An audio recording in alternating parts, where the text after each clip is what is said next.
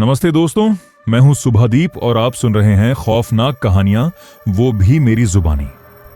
अगर आप डर के शौकीन हैं तो चैनल को सब्सक्राइब और लाइक जरूर करें, घंटी दबाना न भूलें। आज की कहानी है वशीकरण। उत्तर प्रदेश के एक छोटे से गांव के बाहर घने जंगलों के बीच एक पुरानी हवेली खड़ी थी। उस हवेली को लोग काली कोठी कहते थे। दिन में भी वहां जाने की किसी की हिम्मत नहीं होती थी। गांव वालों का कहना था कि वहां कई साल पहले एक तांत्रिक रहता था जिसने वशीकरण और काले जादू की साधना करते करते अपनी आत्मा शैतान को बेच दी थी। रात होते ही उस हवेली से औरतों के रोने की आवाजें आती थीं। कभी कोई चीख सुनाई देती तो कभी किसी के जोर जोर से हंसने की आवाज। कई लोग उस हवेली के अंदर गए लेकिन वापस कभी नहीं लौटे। गांव में रहने वाला एक लड़का बचपन से इन कहानियों को सुनता आ रहा था। उसे भूत प्रेत और तंत्र मंत्र की बातों पर ज्यादा भरोसा नहीं था। वह हमेशा कहता था कि ये सब लोगों की बनाई अफवाहें हैं। लेकिन उसकी जिंदगी उस दिन बदल गई जब गांव में एक नई लड़की आई। उस लड़की का नाम निशा था। वह अपनी बीमार मां के साथ गांव में रहने आई थी। उसकी आंखें बेहद खूबसूरत थीं, लेकिन उनमें एक अजीब सा डर हमेशा दिखाई देता था। गांव के लोग उससे ज्यादा बात नहीं करते थे क्योंकि उसके आने के बाद गांव में अजीब घटनाएं शुरू हो गई थीं। रात को लोगों के घरों के दरवाजे अपने आप खुल जाते। कई लोगों को सपनों में एक काली परछाई दिखाई देती जो धीरे धीरे उनके करीब आती थी। कुछ लोग सुबह उठते तो उनके शरीर पर नाखूनों के गहरे निशान होते।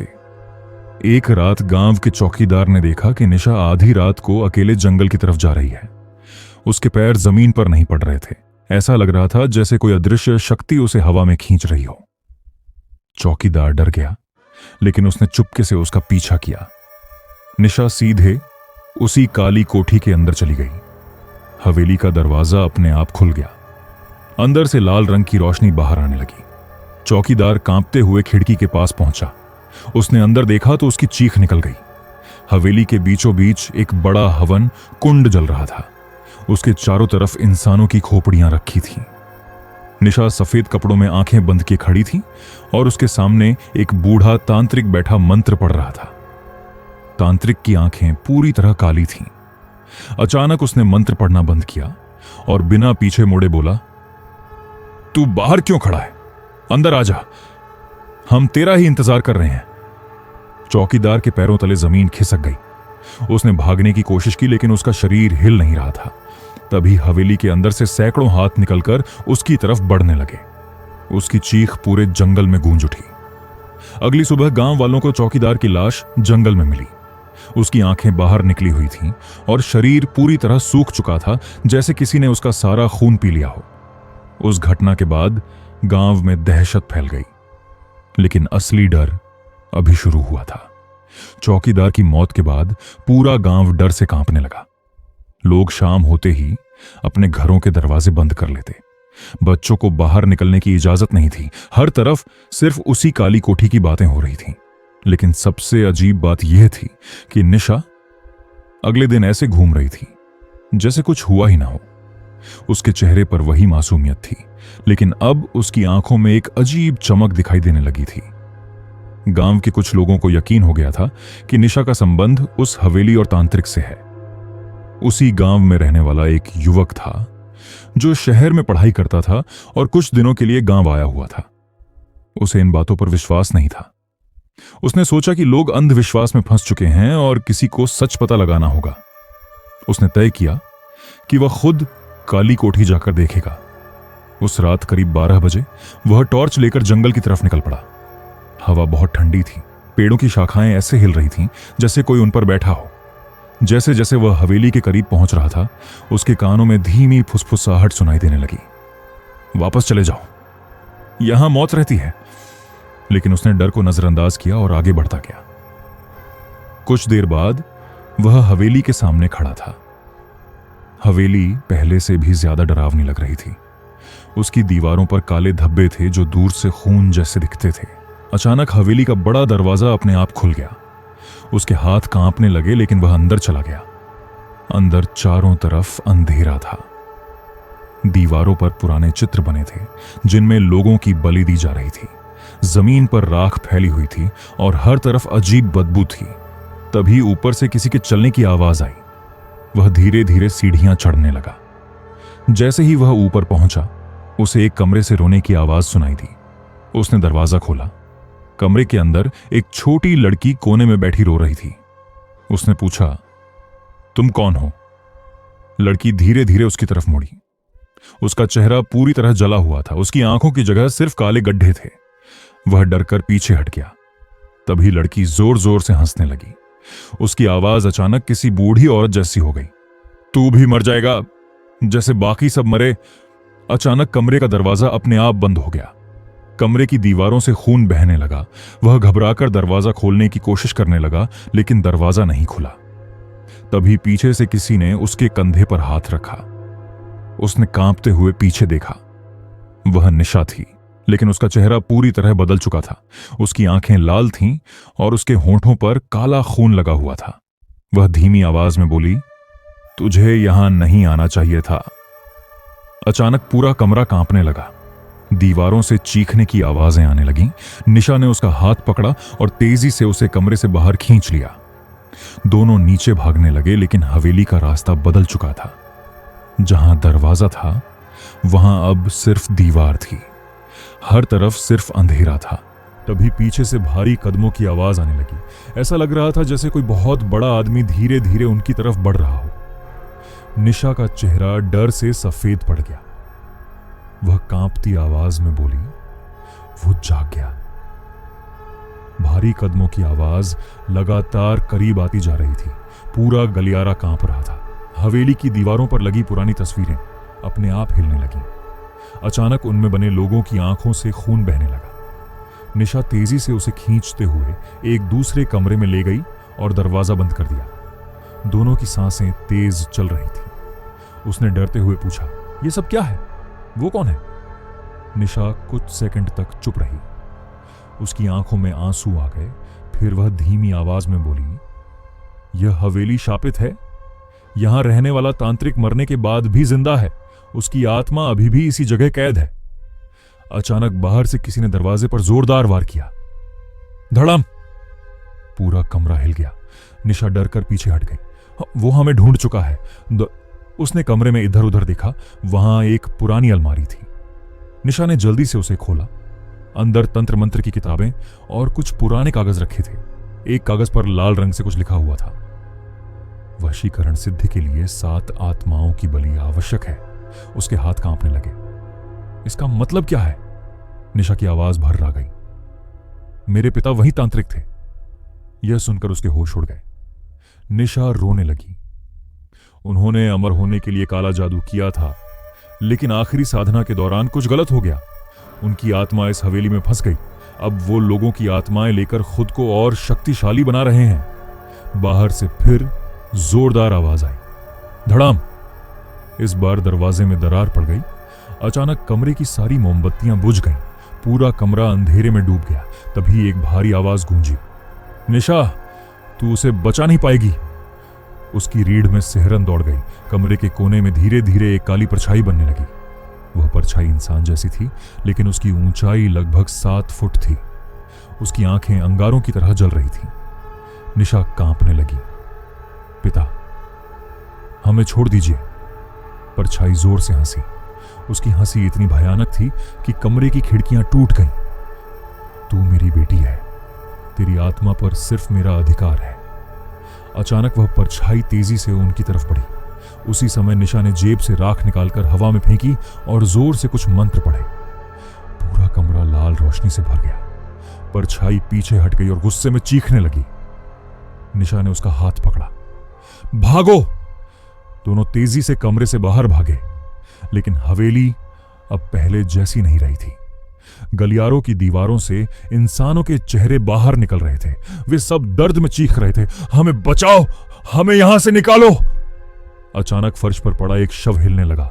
धीरे धीरे वह उठकर खड़ा हो गया। उसका चेहरा सड़ा हुआ था और आंखें गायब थीं। फिर एक और लाश उठी, फिर दूसरी। कुछ ही सेकंड में पूरा गलियारा मुर्दों से भर गया। वे सब उनकी तरफ बढ़ने लगे। उसका शरीर डर से सुन्न पड़ गया। निशा चिल्लाई। रुको मत, अगर रुक गए तो ये हमें जिंदा खा जाएंगे। दोनों भागते हुए हवेली के पीछे वाले हिस्से में पहुंचे। वहां एक बड़ा लोहे का दरवाजा था जिस पर अजीब निशान बने हुए थे। निशा अचानक रुक गई। उसका चेहरा डर से कांपने लगा। नहीं, यह दरवाजा नहीं खुलना चाहिए। लेकिन तभी अंदर से किसी बच्चे के रोने की आवाज आने लगी और अगले ही पल दरवाजा अपने आप खुल गया। लोहे का दरवाजा धीरे धीरे चरमराते हुए खुला। अंदर से इतनी ठंडी हवा निकली कि दोनों के शरीर कांप उठे। ऐसा लग रहा था जैसे किसी बर्फीली कब्र का मुंह खुल गया हो। कमरे के अंदर पूरा अंधेरा था। सिर्फ बीच में रखे एक छोटे से दीपक की लौ जल रही थी। बच्चे के रोने की आवाज लगातार गूंज रही थी। निशा डरते हुए पीछे हटने लगी। हमें यहां से चले जाना चाहिए, अभी, इसी वक्त। लेकिन तभी कमरे के अंदर से एक मासूम आवाज आई। दीदी, मुझे बचा लो। उसने टॉर्च की रोशनी अंदर डाली। कमरे के बीचों बीच एक छोटा बच्चा बैठा था। उसके हाथों में लोहे की जंजीरें बंधी थीं। उसके शरीर पर कई जगह कटे हुए निशान थे। वह कांपते हुए बोला, वो मुझे मार देगा। उसका दिल पसीज गया। वह बच्चे की तरफ बढ़ा, लेकिन निशा जोर से चिल्लाई, रुको, उसके पास मत जाना। तभी बच्चा धीरे धीरे मुस्कुराने लगा। उसकी मुस्कान अचानक बेहद डरावनी हो गई।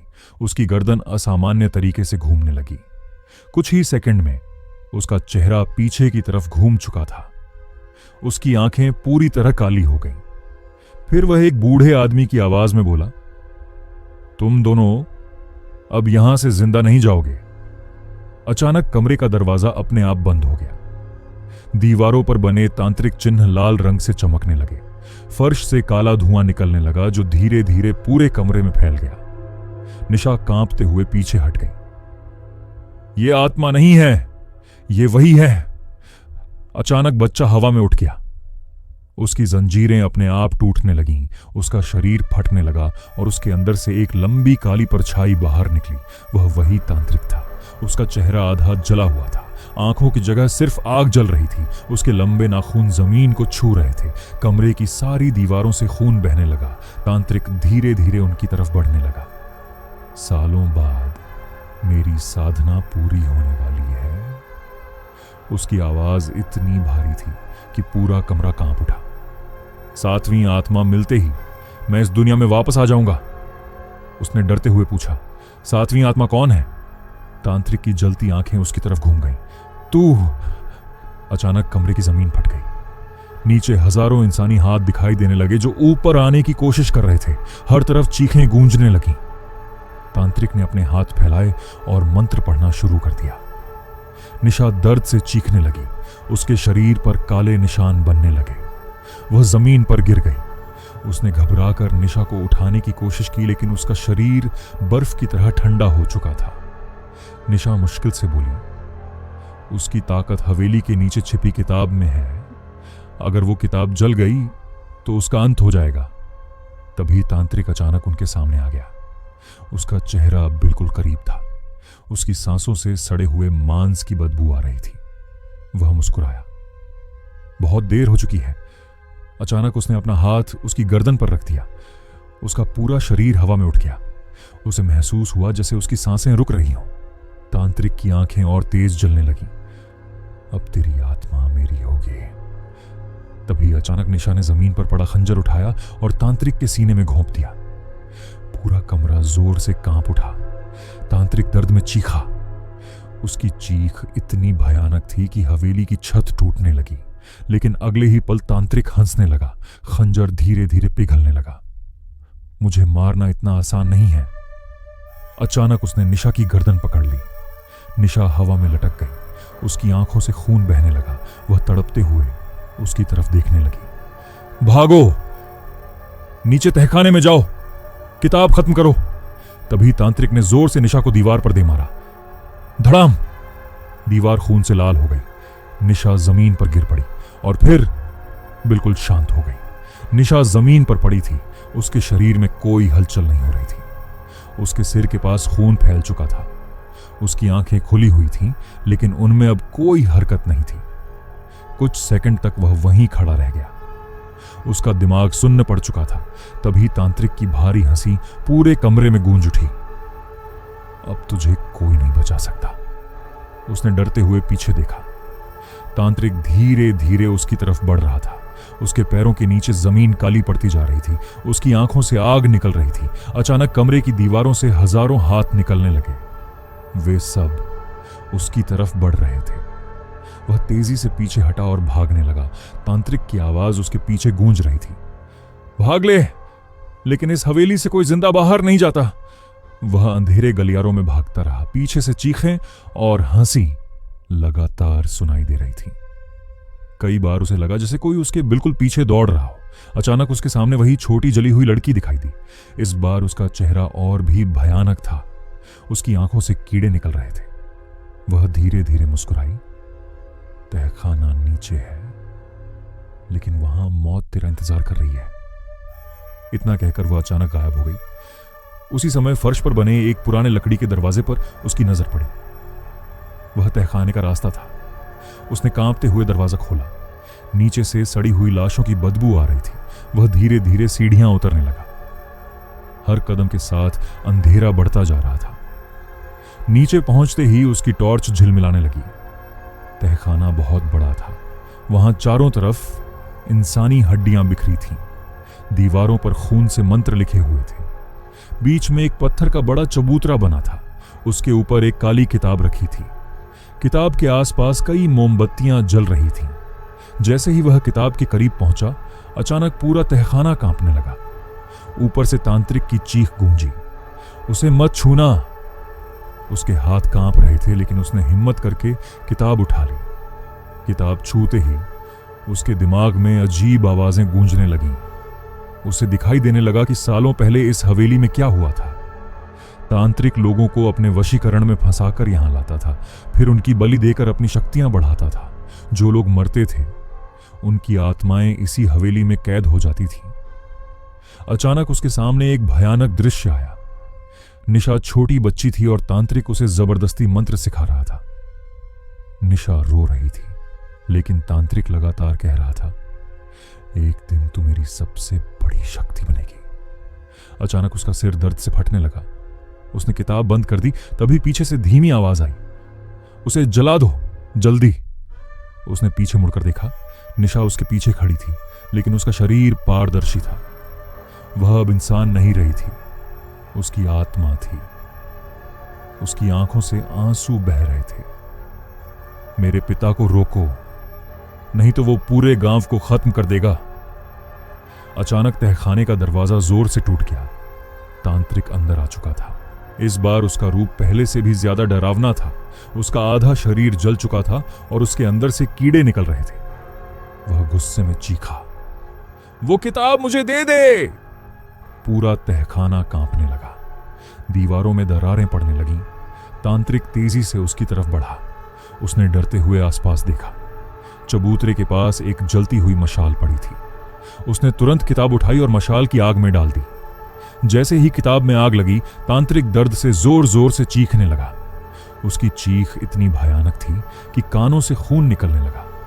उसका शरीर धीरे धीरे जलने लगा। तहखाने की दीवारों से काला धुआं निकलने लगा। चारों तरफ कैद आत्माएं दिखाई देने लगीं। वे सब आजाद हो रही थीं। तांत्रिक जमीन पर गिरकर तड़पने लगा। उसकी आंखें उसकी तरफ घूमी। मैं खत्म नहीं हुआ, मैं वापस आऊंगा। अचानक उसका शरीर राख में बदल गया। उसी समय पूरी हवेली जोर जोर से हिलने लगी। छत टूटने लगी। निशा की आत्मा उसकी तरफ देख मुस्कुराई, अब भागो, हवेली गिरने वाली है। वह तेजी से सीढ़ियों की तरफ भागा। पीछे पूरी हवेली टूट रही थी। चीखों की आवाजें हर तरफ गूंज रही थीं। जैसे तैसे वह बाहर निकला और जंगल की तरफ भागता चला गया। कुछ ही सेकंड बाद पूरी काली कोठी जोरदार धमाके के साथ जमीन में धंस गई। पूरा जंगल शांत हो गया। हवा चलनी बंद हो गई। सब कुछ खत्म हो चुका था। लेकिन तभी उसने पीछे मुड़कर देखा। मलबे के बीच एक काली परछाई खड़ी थी। उसकी आंखें अंगारों की तरह जल रही थीं और फिर वही भारी आवाज गूंजी, वशीकरण कभी खत्म नहीं होता। उस रात के बाद गांव में फिर कभी किसी ने काली कोठी की तरफ जाने की हिम्मत नहीं की। जहां कभी हवेली खड़ी थी वहां अब सिर्फ जली हुई जमीन बची थी। लोग मानने लगे थे कि शाप खत्म हो चुका है, लेकिन उसके मन में डर अभी भी जिंदा था। हर रात उसे वहीं जलती आंखें दिखाई देती, कभी सपनों में तांत्रिक की हंसी सुनाई देती तो कभी कोई धीमी आवाज उसके कानों में फुसफुसाती, मैं वापस आऊंगा। धीरे धीरे उसने गांव छोड़ दिया और शहर चला गया। उसने कोशिश की कि उस डरावनी घटना को भूल जाए। कई महीने बीत गए। एक दिन वह अपने कमरे में बैठा था, तभी उसके फोन पर एक अनजान नंबर से कॉल आया। फोन उठाते ही दूसरी तरफ सिर्फ भारी सांसों की आवाज सुनाई दी। फिर अचानक एक औरत की धीमी आवाज आई, वो अभी भी जिंदा है। उसके हाथ कांपने लगे। कौन? कुछ सेकंड तक सन्नाटा रहा, फिर वही आवाज आई, जिसे तूने जलाया था, और कॉल कट गया। उस रात वह सो नहीं पाया। अगले दिन उसने नंबर मिलाने की कोशिश की, लेकिन नंबर बंद था। धीरे धीरे उसके आसपास अजीब घटनाएं होने लगीं। रात को उसके कमरे का दरवाजा अपने आप खुल जाता। शीशे में उसे कभी कभी एक काली परछाई दिखाई देती। एक रात वह अचानक नींद से जागा। कमरे में बहुत ठंड थी। उसने देखा कि उसकी दीवार पर किसी ने खून से लिखा था, 7वीं आत्मा अभी बाकी है। उसका दिल तेजी से धड़कने लगा।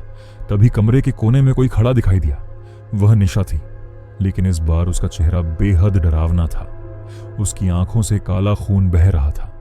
वह कांपती आवाज में बोली, वो वापस आ चुका है। अचानक पूरा कमरा अंधेरे में डूब गया। उसके कानों में फिर वही भारी हंसी गूंजी, तुझे लगा था तू जीत गया। कमरे की सारी चीजें हवा में उड़ने लगी, दीवारें कांपने लगी। तभी अचानक उसके सामने जमीन पर एक पुरानी किताब आ गिरी। वही काली किताब, लेकिन वह तो जल चुकी थी। उसके हाथ डर से कांपने लगे। किताब अपने आप खुलने लगी। उसके पन्ने तेजी से पलटने लगे। अचानक एक पन्ने पर आकर रुक गए। उस पर खून से लिखा था, जिसने तांत्रिक को रोका वही उसका अगला शरीर बनेगा। उसकी आंखें डर से फैल गईं। तभी उसके सिर में तेज दर्द शुरू हो गया। उसे महसूस हुआ जैसे कोई उसके दिमाग के अंदर घुस रहा हो। उसके कानों में हजारों आवाजें गूंजने लगीं, हमें आजाद करो, उसे आने मत दो, भागो। अचानक उसका शरीर अपने आप कांपने लगा। शीशे में उसे अपना चेहरा दिखाई दिया, लेकिन वह उसका चेहरा नहीं था। कुछ सेकंड के लिए शीशे में वही तांत्रिक दिखाई दिया। उसकी जलती आंखें और डरावनी मुस्कान साफ नजर आ रही थी। वह डर कर पीछे हट गया। तभी कमरे का दरवाजा धीरे धीरे खुला। बाहर कोई खड़ा था। उसने कांपते हुए देखा। एक बूढ़ी औरत सफेद साड़ी में खड़ी थी। उसके हाथ में माला थी और आंखों में अजीब चमक। वह धीरे से बोली, अगर जिंदा रहना चाहता है तो मेरे साथ चल। उसने घबराकर पूछा, आप कौन हैं? बूढ़ी औरत मुस्कुराई, मैं उस तांत्रिक की पहली शिकार हूं। और शायद आखिरी उम्मीद भी। बूढ़ी औरत की आंखें अंधेरे में अजीब तरह से चमक रही थीं। उसके चेहरे पर झुर्रियां थीं, लेकिन उसकी आवाज में एक अलग ही ताकत थी। वह धीरे धीरे कमरे के अंदर आई। जैसे ही उसने कदम रखा, कमरे की ठंडी हवा अचानक शांत हो गई। उसने कांपती आवाज में पूछा, आप कौन हैं? बूढ़ी औरत कुछ सेकंड तक उसे देखती रही, फिर बोली, बहुत साल पहले मैं भी उसी हवेली में गई थी। तब मैं तेरी तरह जवान थी। मुझे नहीं पता था कि वहां रहने वाला तांत्रिक इंसान नहीं, शैतान बन चुका था। उसने अपने हाथों की तरफ देखा। उन पर पुराने जले हुए निशान थे। उसने मुझे अपने वशीकरण में फंसाया था। कई महीनों तक मैं उसकी गुलाम बनी रही, लेकिन एक रात मैं वहां से भाग निकली। तभी से मैं उसकी वापसी का इंतजार कर रही थी। उसकी रीढ़ में सिहरन दौड़ गई, लेकिन वो तो मर चुका था। बूढ़ी औरत अचानक जोर से हंस पड़ी। उसकी हंसी बहुत डरावनी थी। ऐसी आत्माएं कभी नहीं मरती। अचानक कमरे की लाइट बार बार जलने बुझने लगी। तभी शीशे पर अपने आप दरारें पड़ने लगीं। बूढ़ी औरत का चेहरा गंभीर हो गया। वो यहां आ चुका है। अचानक कमरे के कोने से काला धुआं निकलने लगा। धीरे धीरे वह धुआं इंसान का आकार लेने लगा। तांत्रिक फिर सामने था, लेकिन इस बार उसका शरीर पहले से ज्यादा भयानक था। उसका चेहरा आधा पिघला हुआ था और उसके शरीर से काले कीड़े गिर रहे थे। उसकी जलती आंखें सीधे उसकी तरफ देख रही थीं। मैंने कहा था मैं वापस आऊंगा। अचानक उसका शरीर अपने आप हवा में उठ गया। उसे महसूस हुआ जैसे कोई अदृश्य हाथ उसका गला दबा रहे हों। तांत्रिक धीरे धीरे उसकी तरफ बढ़ा। अब तेरा शरीर मेरा होगा। बूढ़ी औरत ने तुरंत अपनी माला हवा में फेंकी और जोर जोर से मंत्र पढ़ने लगी। माला से तेज रोशनी निकलने लगी। तांत्रिक दर्द से पीछे हट गया। उसकी चीख पूरे कमरे में गूंज उठी। बूढ़ी औरत चिल्लाई, जल्दी यहां से निकलो। वह जमीन पर गिरा और तेजी से दरवाजे की तरफ भागा। दोनों सीढ़ियां उतरकर सड़क पर पहुंचे, लेकिन बाहर का नजारा देखकर उसके कदम रुक गए। पूरी सड़क खाली थी। चारों तरफ घना कोहरा फैला हुआ था। ऐसा लग रहा था जैसे पूरा शहर गायब हो चुका हो। अचानक दूर से लोगों के रोने की आवाज आने लगी। बूढ़ी औरत का चेहरा डर से पीला पड़ गया। उसने माया जाल बना दिया है। अब हम उसकी दुनिया में हैं। तभी कोहरे के बीच कई परछाइयां दिखाई देने लगीं। वे धीरे धीरे उनकी तरफ बढ़ रही थी। जैसे जैसे वे करीब आईं, उसका दिल बैठता चला गया। वे इंसान नहीं थे। उनके चेहरे पूरी तरह जले हुए थे। आंखों की जगह सिर्फ काले गड्ढे थे।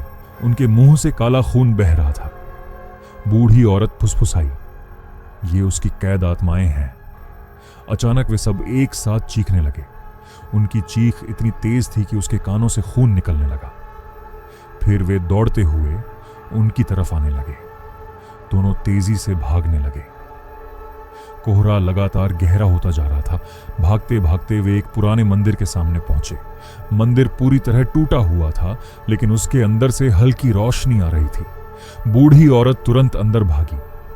यहीं वो अंदर नहीं आ पाएगा।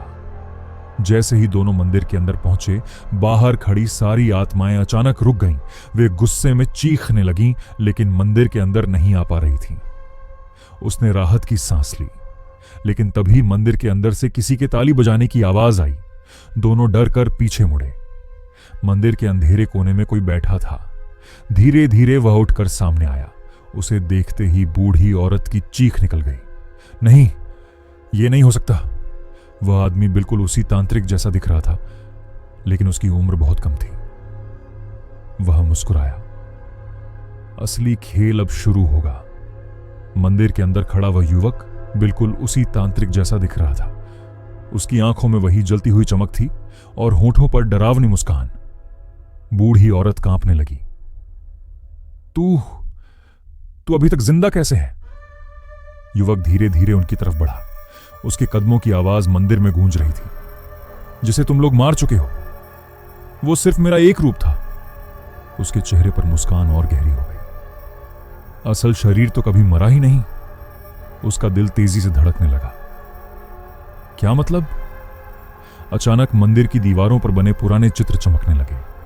उनमें वही तांत्रिक दिखाई दे रहा था, लेकिन हर चित्र में उसका चेहरा अलग था। कहीं बूढ़ा, कहीं जवान, कहीं बच्चा। युवक हंसने लगा। मैं सदियों से जिंदा हूं। हर कुछ साल बाद मैं नया शरीर चुनता हूं, और इस बार मैंने तुझे चुना है। यह सुनते ही उसके पैरों तले जमीन खिसक गई। बूढ़ी औरत ने तुरंत अपनी माला उठाई और मंत्र पढ़ना शुरू किया, लेकिन युवक ने सिर्फ हाथ उठाया। अचानक बूढ़ी औरत हवा में उछलकर दीवार से जा टकराई। धड़ाम! उसके मुंह से खून निकलने लगा। युवक की आंखें अब पूरी तरह काली हो चुकी थीं। तुम इंसान हमेशा एक गलती करते हो। तुम सोचते हो कि अंधेरा खत्म किया जा सकता है। अचानक मंदिर की जमीन कांपने लगी। दीवारों से काला धुआं निकलने लगा। बाहर खड़ी आत्माएं जोर जोर से चीखने लगीं। युवक धीरे धीरे उसके बिल्कुल करीब आ गया। उसकी सांसें बर्फ जैसी ठंडी थीं। तेरे अंदर डर है, गुस्सा है, दर्द है, और यही चीजें मुझे ताकत देती हैं। अचानक उसके सिर में तेज दर्द शुरू हो गया। उसे महसूस हुआ जैसे कोई उसके दिमाग में घुस रहा हो। उसकी आंखों के सामने अजीब दृश्य आने लगे। उसे दिखाई दिया कि बचपन में जब वह छोटा था, तब भी एक काली परछाई हमेशा उसके आसपास रहती थी। उसने देखा कि उसकी जिंदगी की हर बड़ी घटना के पीछे वही तांत्रिक था। उसकी सारी तकलीफें, सारे डर, सब उसी की वजह से थे। वह दर्द से चीख उठा। युवक हंसने लगा। तुझे बचपन से तैयार किया गया है। अचानक उसकी आंखों के सामने निशा दिखाई दी। वह मंदिर के कोने में खड़ी थी, लेकिन इस बार उसकी आत्मा पहले से ज्यादा कमजोर लग रही थी। वह रोते हुए बोली, उसकी बातों में मत आना, वो तेरे अंदर घुसना चाहता है। युवक का चेहरा गुस्से से विकृत हो गया। उसने हाथ उठाया और निशा की आत्मा दर्द से चीखने लगी। उसका शरीर धुएं की तरह टूटने लगा। चुप रह! उसे यह देखा नहीं गया। वह गुस्से में चिल्लाया और युवक पर हमला कर दिया, लेकिन जैसे ही उसने उसे छुआ, उसका शरीर बर्फ जैसा ठंडा हो गया। अचानक उसके हाथ पर काले निशान बनने लगे। युवक मुस्कुराया। अब शुरुआत हो चुकी है। उसके हाथ के काले निशान तेजी से पूरे शरीर में फैलने लगे। उसे महसूस हुआ जैसे उसकी नसों में आग दौड़ रही हो। वह जमीन पर गिरकर तड़पने लगा। बूढ़ी औरत मुश्किल से उठी। उसने कांपती आवाज में कहा, अगर इसे रोकना है तो तुझे अपने डर को खत्म करना होगा। कैसे? बूढ़ी औरत ने मंदिर के बीच बने पुराने कुंड की तरफ इशारा किया। इस अग्नि में कूद जा, यही आखिरी रास्ता है। उसने कुंड की तरफ देखा। उसमें नीली आग जल रही थी। युवक अचानक जोर से हंस पड़ा। अगर इसमें कूदा तो मर जाएगा, बूढ़ी औरत चिल्लाई। अगर नहीं कूदा तो यह पूरी दुनिया को अपना गुलाम बना लेगा। उसका शरीर लगातार काला पड़ता जा रहा था। उसे महसूस हो रहा था कि उसके अंदर कोई जाग रहा है। तांत्रिक की आवाज अब उसके दिमाग के अंदर गूंज रही थी, मुझे आने दे। मंदिर की दीवारें टूटने लगीं। बाहर खड़ी आत्माएं अंदर घुसने लगीं। हर तरफ चीखें गूंज रही थीं। निशा की आत्मा धीरे धीरे गायब हो रही थी। बूढ़ी औरत आखिरी बार चिल्लाई, अभी फैसला कर। उसने कांपते हुए नीली आग की तरफ देखा और अगले ही पल वह आग में कूद गया। जैसे ही उसका शरीर नीली आग के अंदर गिरा, उससे लगा जैसे हजारों सुइयां एक साथ उसके शरीर में घुस गई हों। वह दर्द से जोर जोर से चीखने लगा। आग सामान्य नहीं थी, वह सीधे उसकी आत्मा को जला रही थी। उसकी आंखों के सामने अंधेरा छा गया। फिर अचानक उसे लगा जैसे वह किसी दूसरी दुनिया में पहुंच गया हो। चारों तरफ सिर्फ धुआं था। आसमान लाल रंग का था और जमीन पर हर तरफ इंसानी खोपड़ियां बिखरी थीं। दूर दूर तक चीखों की आवाज गूंज रही थी। वह घबराकर इधर उधर देखने लगा। तभी पीछे से वही भारी आवाज सुनाई दी, स्वागत है मेरी दुनिया में। उसने पलट कर देखा। तांत्रिक उसके पीछे खड़ा था, लेकिन इस बार उसका रूप पहले से भी ज्यादा भयानक था। उसके शरीर पर चमड़ी नहीं थी। पूरा शरीर जलते हुए मांस जैसा दिख रहा था।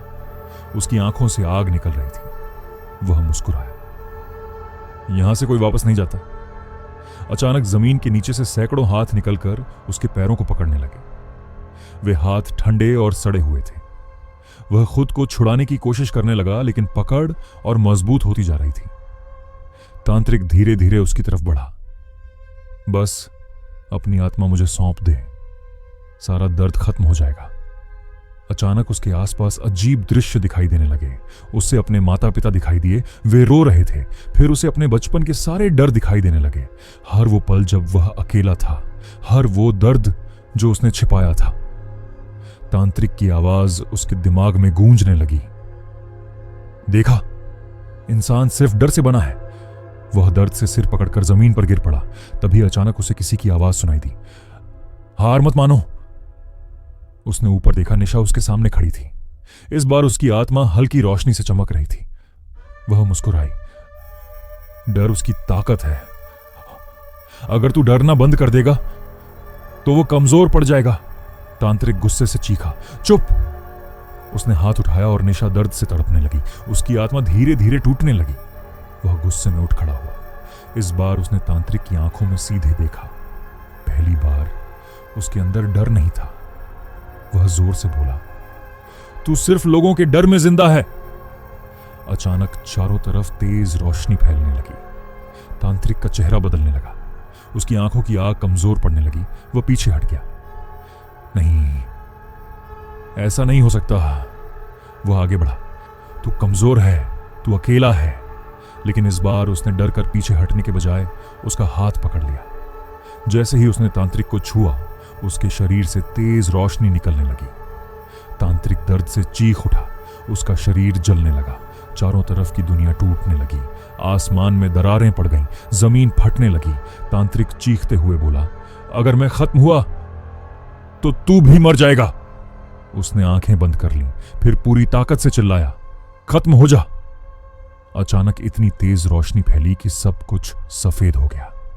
कुछ देर तक सिर्फ चीखें सुनाई देती रहीं, फिर अचानक सब शांत हो गया। धीरे धीरे उसने अपनी आंखें खोली। वह उसी पुराने मंदिर के अंदर पड़ा था। चारों तरफ सन्नाटा था, नीली आग बुझ चुकी थी, मंदिर पूरी तरह टूट चुका था। वह मुश्किल से उठा। उसने इधर उधर देखा, बूढ़ी औरत कहीं नहीं थी, निशा भी गायब थी। ऐसा लग रहा था जैसे वहां कभी कोई था ही नहीं। तभी उसकी नजर अपने हाथ पर पड़ी। उसके हाथ पर बना काला निशान अभी भी मौजूद था, और फिर उसके कानों में बहुत धीमी आवाज गूंजी, मैं अभी भी यहीं हूं। उसके कानों में गूंजती हुई आवाज सुनते ही उसका शरीर कांप उठा, मैं अभी भी यहीं हूं। मंदिर के अंदर फिर से ठंडी हवा चलने लगी। टूट चुकी दीवारों के बीच अंधेरा धीरे धीरे फैलने लगा। उसने अपने हाथ पर बने काले निशान को देखा। वह निशान अब हल्का हल्का धड़क रहा था। ऐसा लग रहा था जैसे उसके अंदर कोई जिंदा हो। वह डर गया, लेकिन इस बार उसके अंदर पहले जैसी घबराहट नहीं थी। उसने बहुत कुछ देख लिया था। मौत को इतने करीब से महसूस करने के बाद अब उसका डर धीरे धीरे खत्म हो चुका था। वह किसी तरह मंदिर से बाहर निकला। बाहर सुबह हो चुकी थी, सूरज की रोशनी फैली हुई थी, लेकिन उसके मन के अंदर अभी भी अंधेरा था। वह सीधे शहर छोड़कर बहुत दूर चला गया। उसने किसी को उस रात के बारे में कुछ नहीं बताया। लोग उसे पागल समझते। धीरे धीरे समय बीतता गया। कई महीने गुजर गए। उसने एक नई जिंदगी शुरू करने की कोशिश की। नया शहर, नया काम, नए लोग, लेकिन कुछ चीजें कभी उसका पीछा नहीं छोड़ती थीं। रात को उसे अब भी सपने आते। सपनों में वही लाल आसमान दिखाई देता, वही खोपड़ियों से भरी जमीन, और दूर खड़ा वह तांत्रिक। हर रात उसकी आवाज और साफ होती जा रही थी, तू मुझसे बच नहीं सकता। एक रात वह अचानक चीखते हुए नींद से उठा। उसका पूरा कमरा बर्फ जैसा ठंडा था। दीवारों पर काले हाथों के निशान बने हुए थे, और शीशे पर खून से लिखा था, समय आ गया है। उसकी सांसें तेज हो गईं। तभी पीछे से किसी औरत के रोने की आवाज आई। वह धीरे धीरे पलटा। कमरे के कोने में निशा खड़ी थी, लेकिन इस बार उसकी हालत बहुत खराब थी। उसका शरीर धुएं की तरह टूट रहा था। उसकी आंखों में डर था। वो वापस आने वाला है? उसने कांपती आवाज में पूछा। अब क्या चाहता है वो? निशा की आंखों से आंसू बहने लगे। एक नया शरीर, पूरी तरह जिंदा होने के लिए उसे आखिरी बलि चाहिए। अचानक कमरे की लाइट चली गई। पूरा कमरा अंधेरे में डूब गया। फिर धीरे धीरे कमरे के बीचों बीच काला धुआं बनने लगा। वह धुआं ऊपर उठता गया, और कुछ सेकंड बाद वही तांत्रिक उसके सामने खड़ा था, लेकिन इस बार वह पहले से ज्यादा ताकतवर दिख रहा था। उसकी आंखें अब पूरी तरह आग बन चुकी थीं। उसके चेहरे पर भयानक मुस्कान थी। अब कोई मुझे नहीं रोक सकता। अचानक पूरा कमरा कांपने लगा। खिड़कियां अपने आप टूट गईं। बाहर सड़क पर लोग चीखने लगे। उसने खिड़की से बाहर देखा। पूरा शहर अंधेरे में डूब चुका था। आसमान काला हो गया था। सैकड़ों काली परछाइयां हवा में उड़ रही थीं। लोग डर कर भाग रहे थे। तांत्रिक जोर जोर से हंसने लगा। देख, यही असली वशीकरण है। अब पूरी दुनिया मेरे सामने झुकेगी। अचानक उसके हाथ का काला निशान तेज जलने लगा। उसे महसूस हुआ जैसे उसके अंदर कोई शक्ति जाग रही हो। निशा चीखी, यही मौका है। अगर अब इसे नहीं रोका तो सब खत्म हो जाएगा। तांत्रिक उसकी तरफ बढ़ा। तेरी आत्मा अब मेरी है। अचानक उसके दिमाग में बूढ़ी औरत की बात गूंजने लगी। उसकी ताकत डर है। उसने आंखें बंद कर लीं। उसने अपने सारे डर को याद किया, फिर धीरे धीरे उन्हें अपने अंदर से खत्म करने लगा। उसकी सांसें शांत होने लगीं। तांत्रिक का चेहरा बदलने लगा। पहली बार उसकी आंखों में डर दिखाई दिया। नहीं, ये मत कर। उसने आंखें खोली। अब उसकी आंखों में भी हल्की नीली रोशनी चमक रही थी। उसके हाथ का काला निशान जलने लगा। वह धीरे धीरे तांत्रिक की तरफ बढ़ा। हर कदम के साथ कमरे का अंधेरा कम होने लगा। तांत्रिक पीछे हटने लगा। तू समझ नहीं रहा, अगर मैं खत्म हुआ तो तू भी मर जाएगा। वह रुक गया। कुछ सेकंड तक कमरे में सन्नाटा रहा। फिर वह हल्का सा मुस्कुराया। अगर मेरी मौत से दुनिया बच सकती है तो मुझे मंजूर है। यह सुनते ही निशा की आंखों में आंसू आ गए। तांत्रिक गुस्से में चीख उठा और उसकी तरफ झपटा, लेकिन उसी पल उसने अपना हाथ तांत्रिक के सीने पर रख दिया। अचानक पूरे कमरे में तेज नीली रोशनी फैल गई। तांत्रिक दर्द से चीखने लगा। उसका शरीर धीरे धीरे राख बनने लगा। बाहर उड़ती सारी काली परछाइयां भी जलने लगी। पूरा शहर जोर जोर से कांपने लगा। निशा की आत्मा मुस्कुराने लगी। अब सब खत्म हो जाएगा, तांत्रिक आखिरी बार चीखा, लेकिन अगले ही पल उसका पूरा शरीर राख बनकर हवा में उड़ गया। कमरे का अंधेरा गायब हो गया। बाहर आसमान फिर से साफ होने लगा। लोगों की चीखें बंद हो गईं। सब कुछ शांत हो गया। लेकिन उसी समय उसके हाथ का काला निशान पूरे शरीर में फैलने लगा। उसे समझ आ गया कि तांत्रिक की सारी शक्ति अब उसके अंदर आ चुकी है। उसकी आंखों से आंसू बहने लगे। निशा धीरे धीरे उसके करीब आई। तूने दुनिया को बचा लिया, उसने कमजोर मुस्कान दी, लेकिन खुद को नहीं बचा पाया। उसका शरीर धीरे धीरे राख में बदलने लगा। निशा रोने लगी। वह आखिरी बार आसमान की तरफ देखने लगा। सूरज की पहली किरण कमरे में आई। उसके होठों पर हल्की मुस्कान आई और अगले ही पल उसका पूरा शरीर राख बनकर हवा में उड़ गया। कुछ दिनों बाद लोग उस घटना को भूलने लगे। शहर फिर से सामान्य हो गया। लेकिन कई साल बाद एक छोटे बच्चे ने अपने कमरे के शीशे पर उंगली से कुछ लिखा। उसके माता पिता ने जब पास जाकर देखा तो उनके होश उड़ गए। शीशे पर लिखा था, वशीकरण कभी खत्म नहीं होता।